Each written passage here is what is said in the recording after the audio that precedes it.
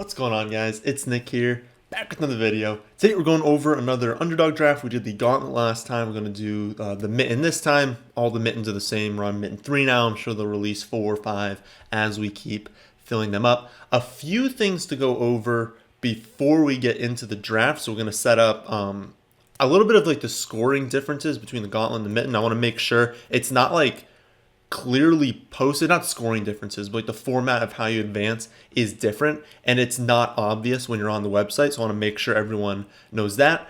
First though, I've been working on some things like over the off season that I'm going to be like looking deeper into, and I want any sort of questions that you guys have. So I asked this in the Discord, got some good answers. What I mean is like draft strategy questions. So like not, how do we predict the next Cooper Cup, right? Not questions like that.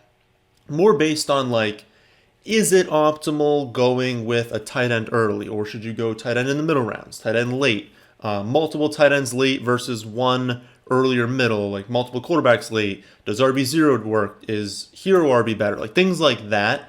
I'm looking into like the answers to those. But if you guys have any other questions that I like didn't mention, there are plenty that I have written down that I didn't go over there. But if you have ones that you want like discuss, like a deep dive into like mathematically what is optimal, let me know in the comment section.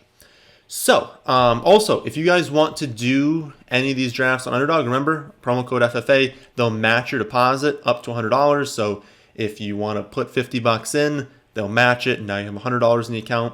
That's going to increase your ROI if they're already doubling your money.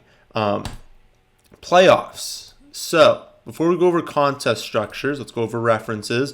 These are the matchups. This page is free. So if you want to see this like Google sheet that I'm using, I tweeted out the link. If you're in the Discord, I post it on announcements.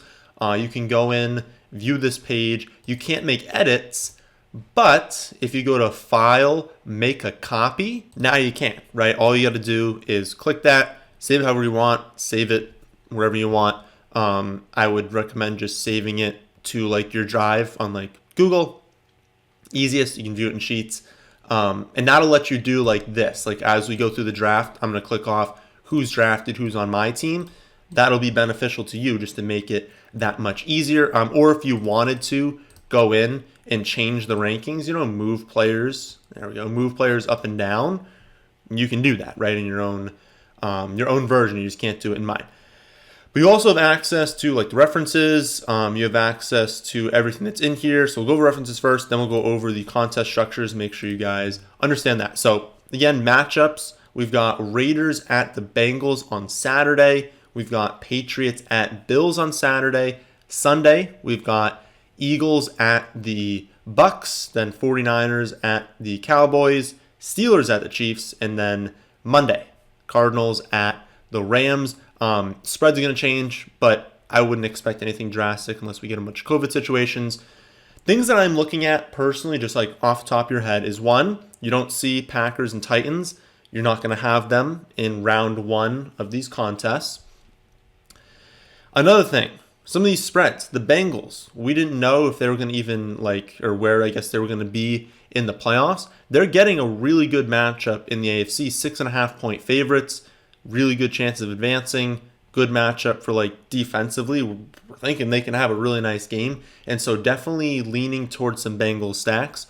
Bucks get the Eagles as well, 9 point favorites. So they're like, the second most likely team to advance behind Kansas City. And so can you get, a Kansas City and Bucks stack? Probably not. It's probably going to be pretty difficult to do that. But, you have a good chance of both those teams advancing. Those teams have great odds at the championship, which you'll see from the other page as well. So look at that page when you're making your stacks, seeing who's going to advance. Also, who advances? So I didn't totally go over this last time. I did a little bit, but it depends on which one you enter. So if you're in the Big Mitten, the $250 buy-in, it's different from the Gauntlet, which is different from the Mitten. So just make sure you're like understanding that. The biggest difference I see is round 1.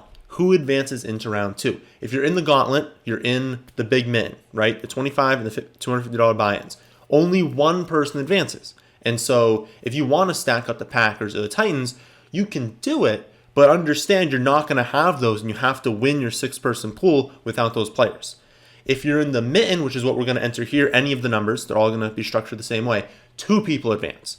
That's important because now you don't have to win. You can come in second place, still stack up a team that was on bye, will be there in the next round, and now you have an edge going into that next round over a lot of other teams because maybe a lot of teams didn't end up advancing if they took like a Packers stack, for instance, or a Titan stack. So that's a big difference. And then into the next round, if you're in the mitten, those two people that advanced, or I guess, yeah, two people advanced into the next round, you're in a group size of 8.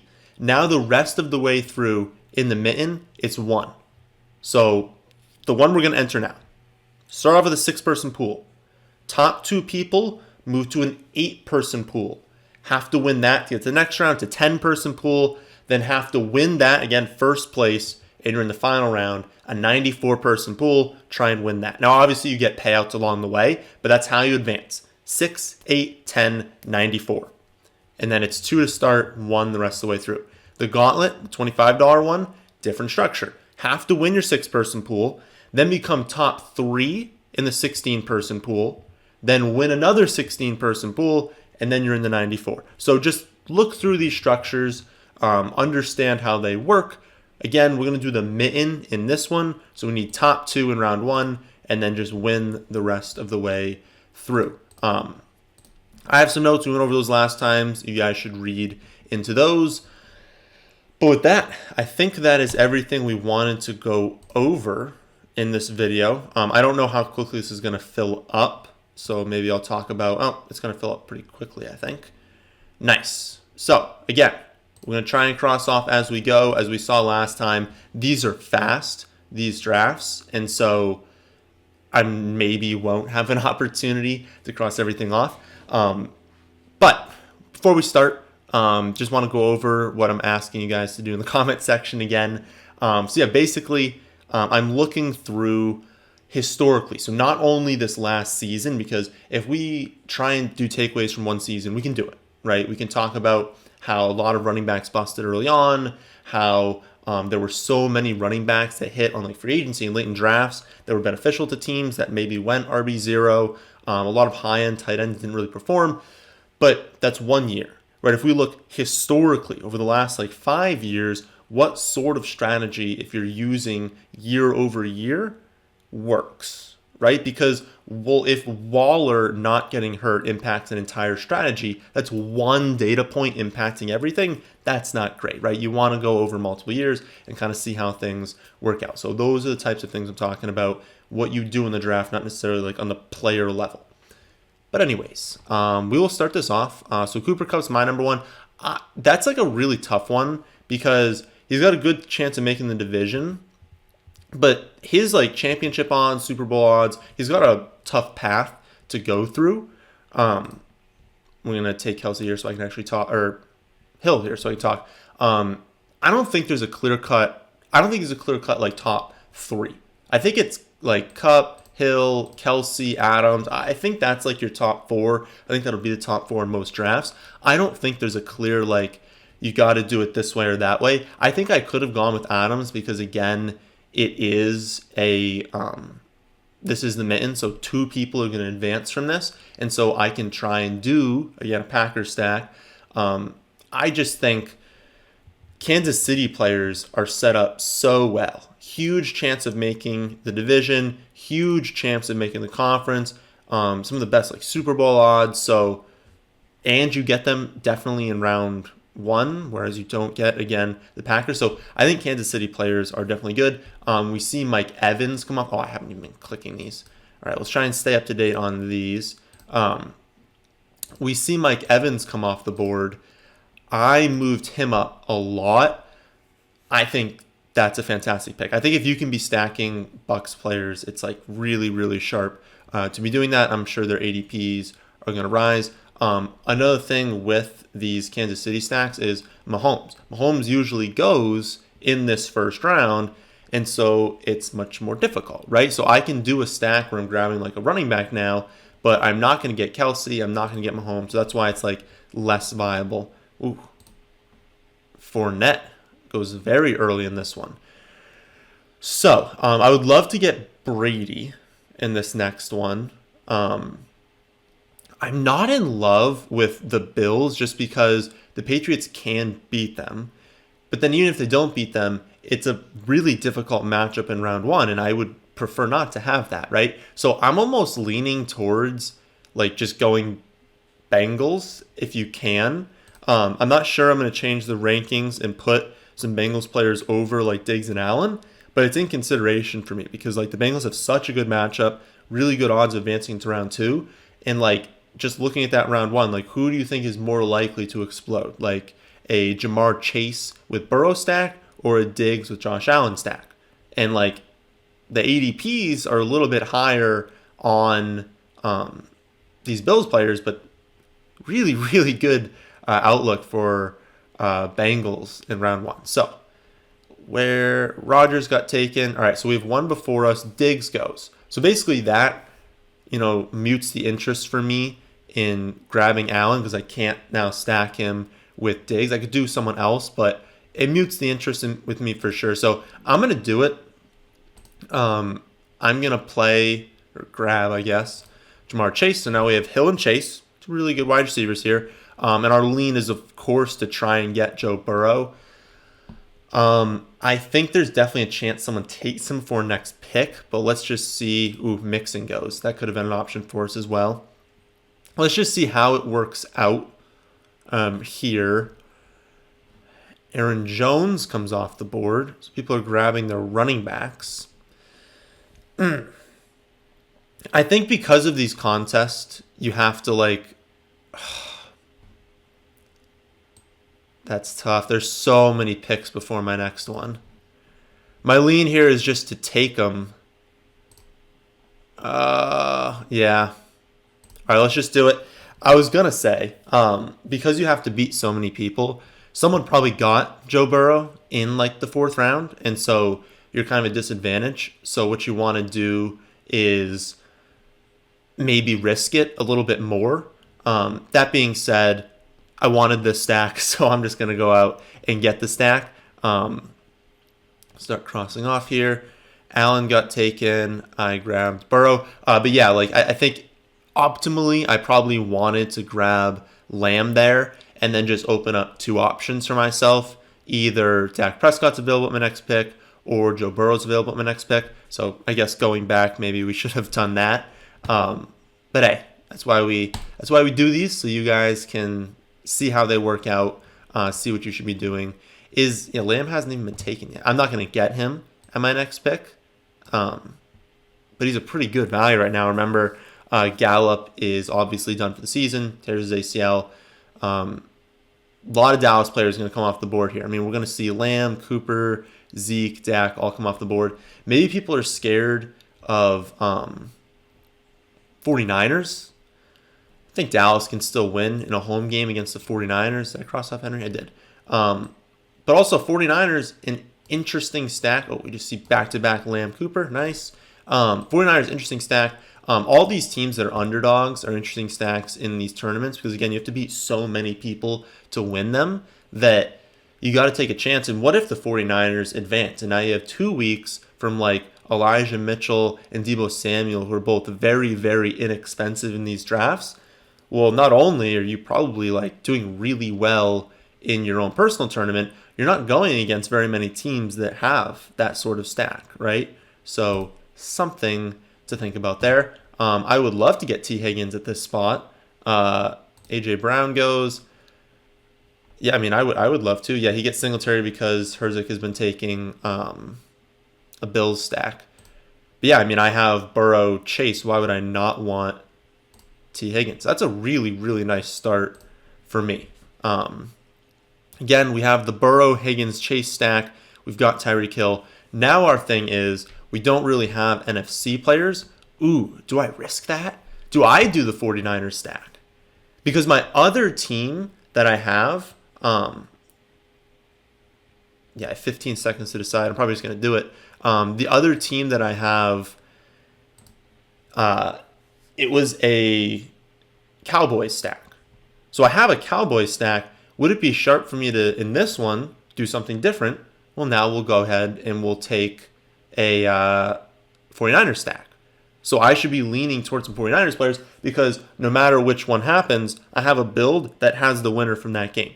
So remember, don't go like don't go all in on like one. You can, like, if you're trying to win, you can be like, all right, every single draft I'm stacking like the Bengals. If the Bengals make it, I have some sort of build there. You can do that, but it's also smart to maybe like take a few different outcomes so you have something left, right? You don't want to be just like toast after round one if the Bengals lose, and you're like, ah, wow, so I don't even have anything left.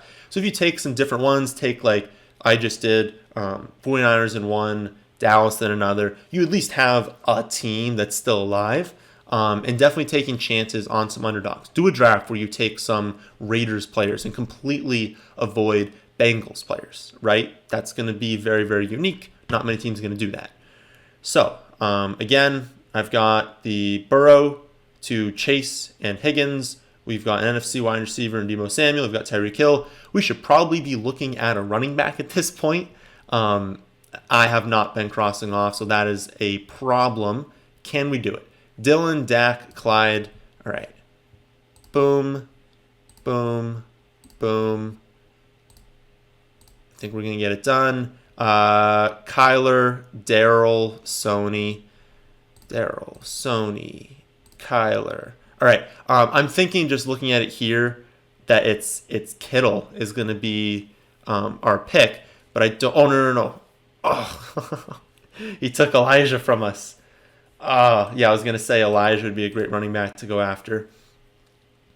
Yeah, we have a problem at running back at the moment. We could take James Conner. God. Well, right now I'm just thinking no, let's just do it. Let's do it.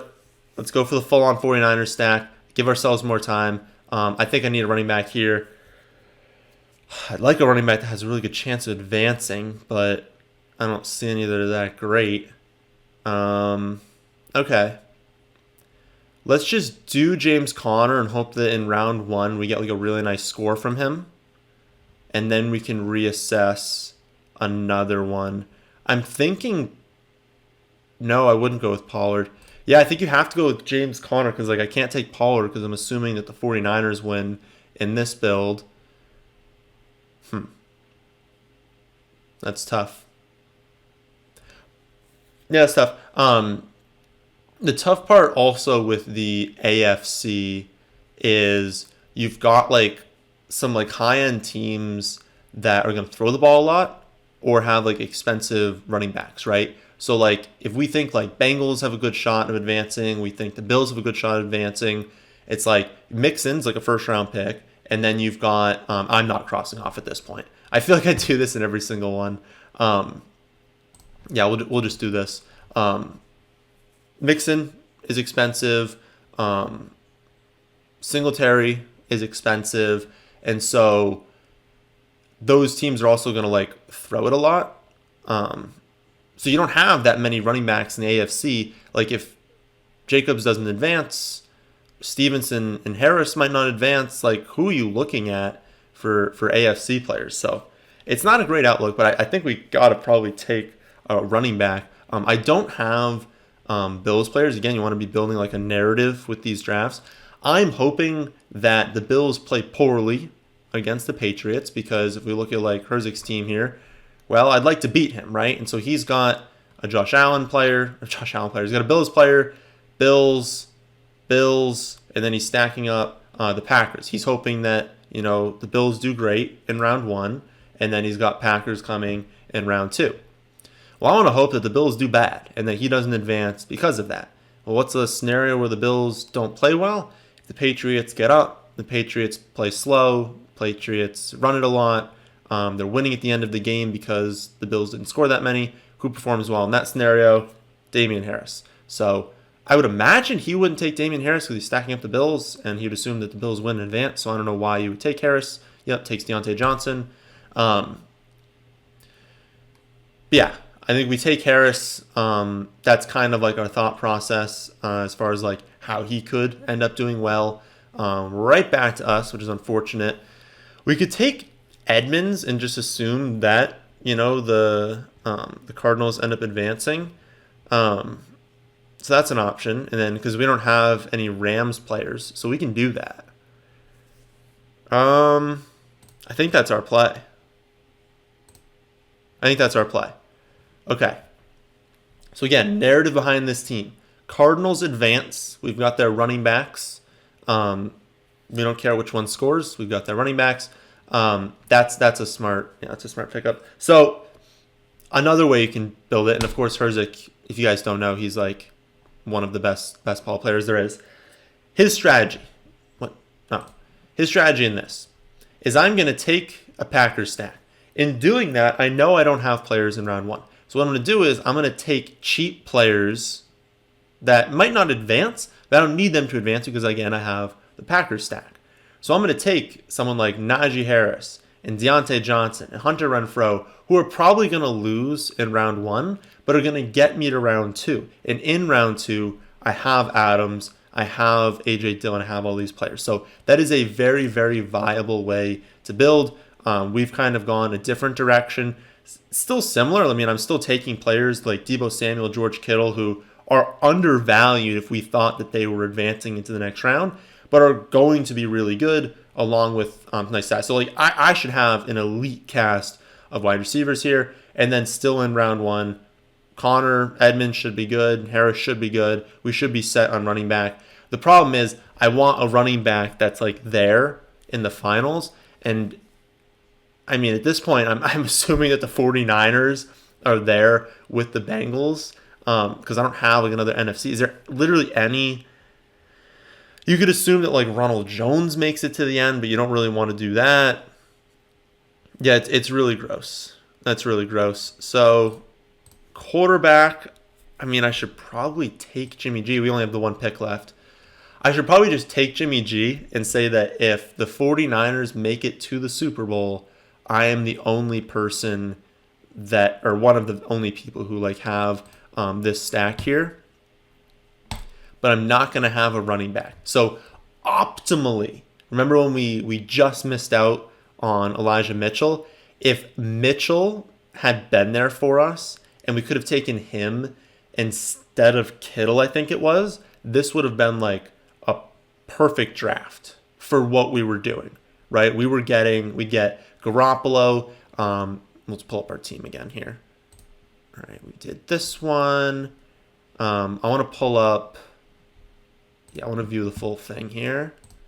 We can get the pop-up, that'd be wonderful. If we had gotten, remember, Elijah Mitchell here, we ended up having to go with Kittle. If instead we had gotten Mitchell and we could have had Mitchell at running back, then we could have had something. We could have had the Burrow, Higgins, Chase stack going into the Super Bowl. If that is end up playing against Jimmy Garoppolo, you have Jimmy Garoppolo, Mitchell, and Deebo Samuel. That is phenomenal. You'd have a running back, so you can score points there. The problem for us is running back in this draft. We're really hoping that the Cardinals advance. I don't actually know. Would the Cardinals end up playing the 49ers? I think it like depends on like who's going to win these games. But yeah, we're basically assuming the Cardinals make it far. That helps us with running back in the NFC. That maybe the Patriots advance. But I don't like our running back situation. So if we could do it over, I think Dillon. Maybe we take Dillon instead of Deebo. But no, I really like our pick. I like most of our picks. I just think that's the one thing that was unfortunate for us. But hey, even if we make it to that championship and we've got that 49er stack, we still have like a really good stack for like quarterbacks and receivers. We just wouldn't end up winning, but we could still place really highly. So yeah, that'll do it for this one. I went over Herzig's team because he's one of like the best ball players out there. I don't know if that was actually him or if that was just like a rankings that he had. You guys would have to just watch back and see how quickly he picked. But yeah, he's one of the best, so obviously you want to do them. Wakey Wakey is pretty well known in like DraftKings community, so he's another very sharp player.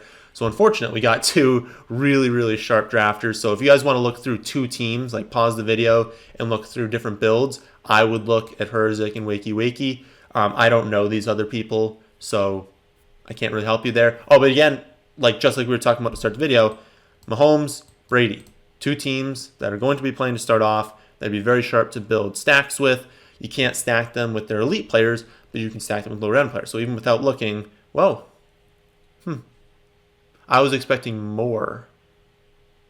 Yeah, I was expecting like different players to be drafted from him because like you have Mahomes, you're assuming he's there in the championship. You stacked him with Clyde, but like I still would have rather drafted like some of the lower end receivers on Kansas City that like didn't even get up drafted. Like would you rather have that or like Tyler Higbee?